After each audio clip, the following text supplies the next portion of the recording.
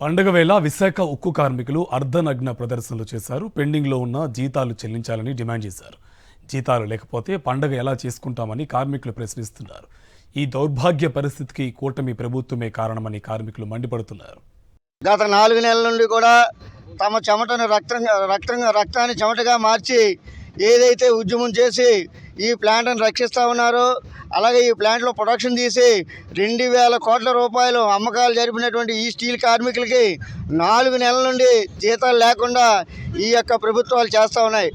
ఏదైతే payment of wages act ప్రకారం ప్రతి నెల కూడా 10వ తారీఖు లోపు జీతాలు ఇవ్వాల్సినటువంటి బాధ్యతను కూడా మర్చిపోయి ఈరోజు ప్రభుత్వాలు వ్యవహారం అనేది చేస్తూ ఉన్నాయి. ఎందువల్లంటే ఈరోజు మీరు చూడండి, నిన్నే పులుసు పార్థసారథి గారు చెప్తూ ఉన్నారు, రాష్ట్ర ప్రజలంతా కూడా అనేక ఉత్సాహంగా వాళ్ళకి డబ్బులు ఇస్తాం కాబట్టి అనేక రకాలుగా పండుగలు చేసుకుంటున్నారు అని చెప్తా ఉన్నారు. రాష్ట్ర ప్రజలు ఎవరు? ఈరోజు 1,00,000 మంది ఉన్నటువంటి విశాఖపట్నం స్టీల్ ప్లాంట్లో ఉన్నటువంటి 4 నెలల నుండి జీతాలు లేక అల్లమో రామచంద్ర అనే బ్రతికే పరిస్థితిని ఎవరు కల్పించారు? ఈ కూటమి ప్రభుత్వం, అలాగే కేంద్రంలో ఉన్నటువంటి బీజేపీ ప్రభుత్వం కాదా అని నేను ప్రశ్నిస్తూ ఉన్నాను. ఇప్పటికైనా సిగ్గు తెచ్చుకోండి. మీ యొక్క ఛానల్స్ ద్వారా ఏదో ప్రచారాలు చేసుకోవడం కాదు, నిజంగా ప్రజలు సంతోషంగా గడుపుతున్నారా లేదా అనేది మీరు చూడండి.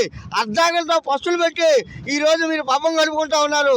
వీళ్ళ యొక్క ఉసురు తగిలితే మీ యొక్క ప్రభుత్వాలు నాశనం అయిపోవడం ఖాయమని చెప్పి కూడా ఈ ప్రభుత్వాలకి హెచ్చరిక చేస్తా ఉన్నాను. అత్యధిక ప్రజానీకం జరుపుకునేటువంటి సంక్రాంతి పండుగ కూడా అర్ధాకులతో గడిపించే కొత్త బట్టలు కొనుక్కునే సిచ్యువేషన్ లేకుండా చేసినటువంటి ప్రభుత్వం యొక్క దుర్మార్గాన్ని ఎండగడుతూ ఈరోజు steel plant employees union CIT ఆధ్వర్యంలో ఇక్కడ అర్ధనైతిక ప్రదర్శన చేస్తా ఉన్నాం.